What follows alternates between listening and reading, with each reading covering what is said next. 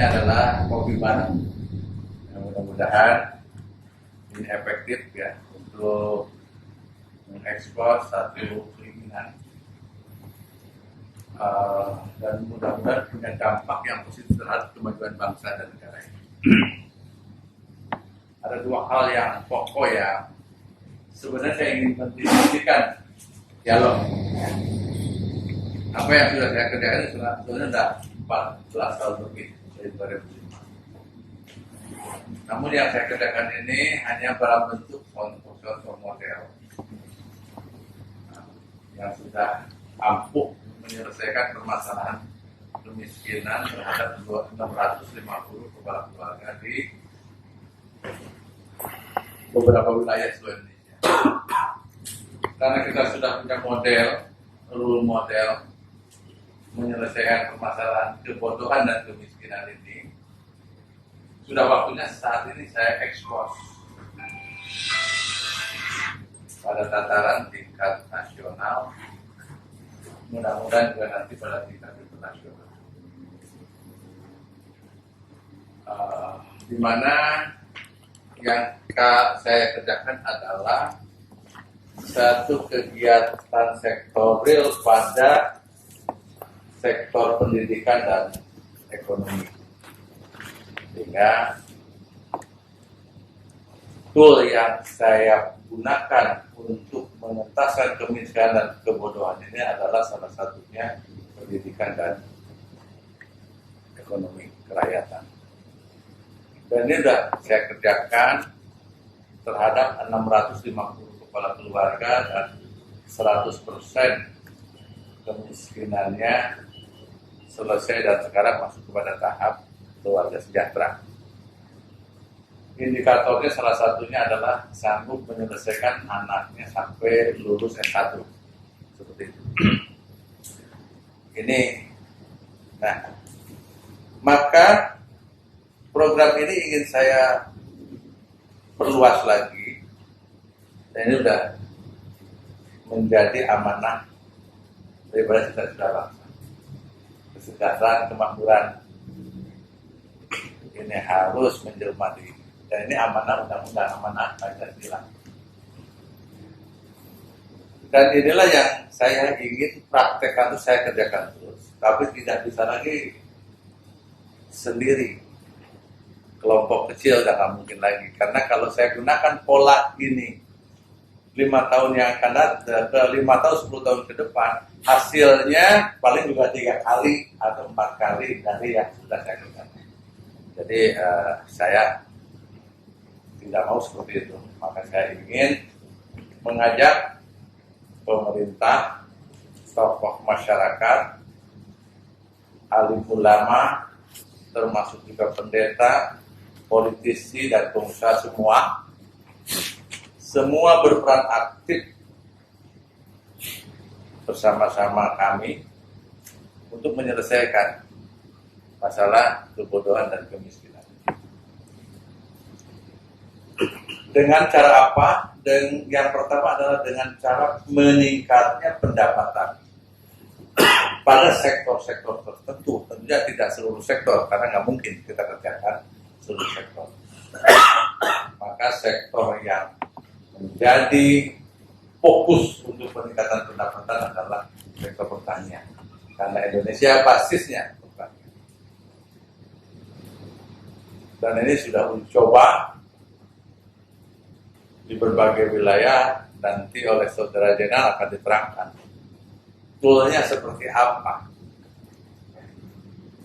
Ini mungkin yang saya sampaikan kan satu narasi ya. Kalau nanti media ngolahnya, ya silahkan aja. Ini kan narasi. Yaitu meningkatnya pendapatan para petani, sektor pertanian, sampai dengan ada yang 30%, 35%, 40%, 45%, sangat ditentukan dengan situasi dan kondisi. Itulah. Itu yang pertama. Yang kedua adalah fakir miskin anak yatim ini tidak boleh lagi diwariskan pada generasi selanjutnya. Contoh, mohon maaf, keluarga pemulung, janganlah anaknya jadi keluarga pemulung lagi, seperti itu. Atau keluarga yang ya sangat miskin, anaknya tidak bersekolah, maka mewariskan lagi kemiskinan selanjutnya. Dan kita ingin menyelesaikan itu. Dengan cara apa? Tadi yang pertama adalah toolnya meningkatnya pendapatan para petani, sehingga petani meningkat, secara otomatis daya belinya naik. Dengan daya beli naik ini, dia akan membeli, mendongkrak belanja kepada sektor-sektor yang lainnya.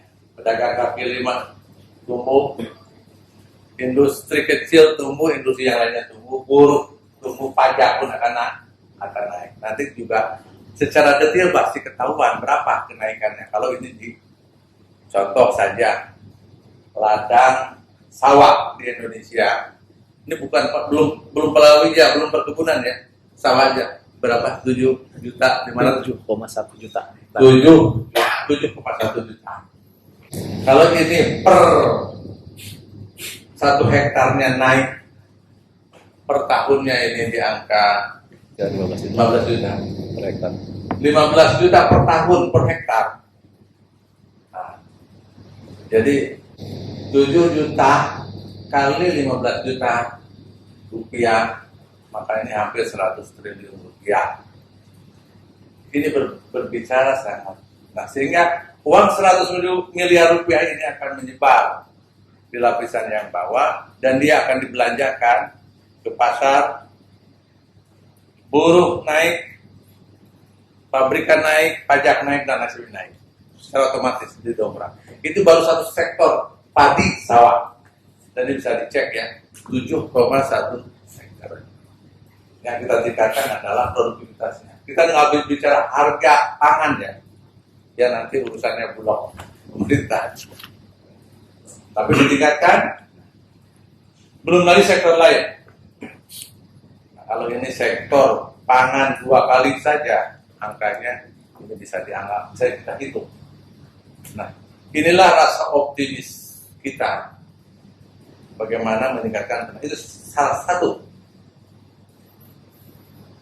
Salah indikator atau model yang kedua untuk menyelesaikan fakir miskin adalah fakir miskin anak yatim ini menjadi pemilik, owner dari satu perusahaan secara minoritas, tidak mayoritas, minoritas saja. Tapi seluruh perusahaan-perusahaan yang ada di Indonesia, di situ harus ada kepemilikan anak yatim dan fakir miskin. Dan kita bisa membuat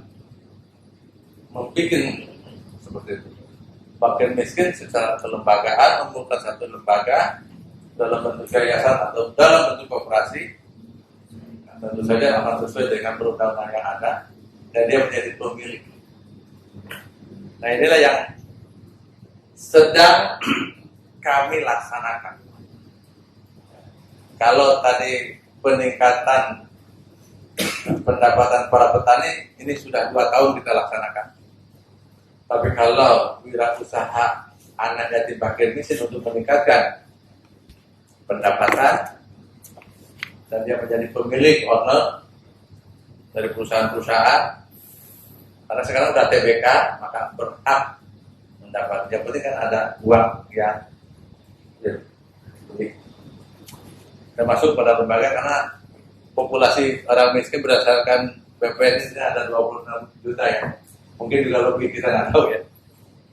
Nah, dan saya kira model-modelnya nggak terlalu jauh, hampir sama aja dengan dompet itu apa, badan amil zakat, rumah yatim, itu seperti itu hampir sama. Cuman bedanya yayasan Waifak ini adalah uang yang masuk kepada yayasannya tidak langsung dikontribusikan kepada fakir miskin, tapi diputar dulu di sektor real.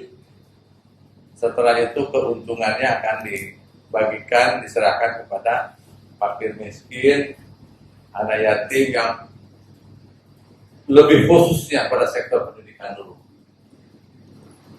supaya dia beasiswa pendidikan sampai dia berusaha, bekerja dan berusaha. Hanya 2 ini aja yang saya ini, dan setelah itu juga saya akan keliling ekspos 2 model ini ke tokoh-tokoh nasional di seluruh Indonesia, di daerah-daerah. Saya akan sampaikan karena ingin saya ada dukungan. Kemudian juga mudah-mudahan saya juga diberi kemudahan oleh Allah. Ini juga akan saya sampaikan ke tokoh-tokoh internasional. Karena ini keinginan dari insan manusia di muka bumi ini, saya sebagai insan pribadi di muka bumi ini yang menambahkan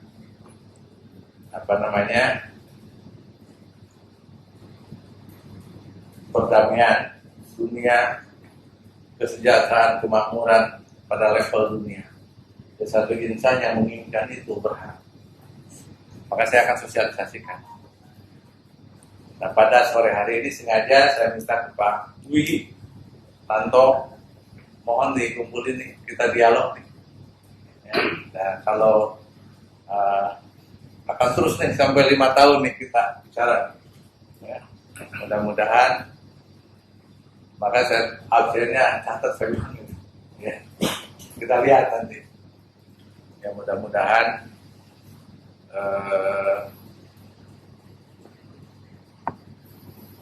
atas kerja semangat bapak-bapak ibu wartawan ini betul-betul bisa mendongkrak, bisa menyelesaikan permasalahan kemiskinan Indonesia ini. Ya. Terjadinya benturan-benturan karena isi perut kurang. Karena kurangnya isi perut sehingga banyak godaan kiri kanan dan lain sebagainya, sehingga banyak punya pengaruh dan lain sebagainya. Tapi saya di sini tidak akan memihak kepada apapun yang saya memihak kepada Pancasila. Saya memihak kepada Undang-Undang Dasar Bangsa. Saya memihak kepada negara Kesatuan Republik Indonesia. Ini yang saya bela. Jadi saya bela adalah Indonesia dengan kerja nyata, akta di lapangan. Sehingga mohon kiranya juga nanti saya akan update setiap perkembangan. Ya, mudah-mudahan ini satu sejarah pertama saya mengumpulkan kurang lebih ada 11 ya. 1, 2, 3, 4, 5, 13 wartawan di sini, dan ini menjadi satu awal tereksposnya program ini. Dari saya itu dulu. Sebelum nanti ada tanya jawab, saya minta wifi dulu ya, atau kedaulatan pangan dulu. Nah, kedaulatan pangan silakan, ya silakan.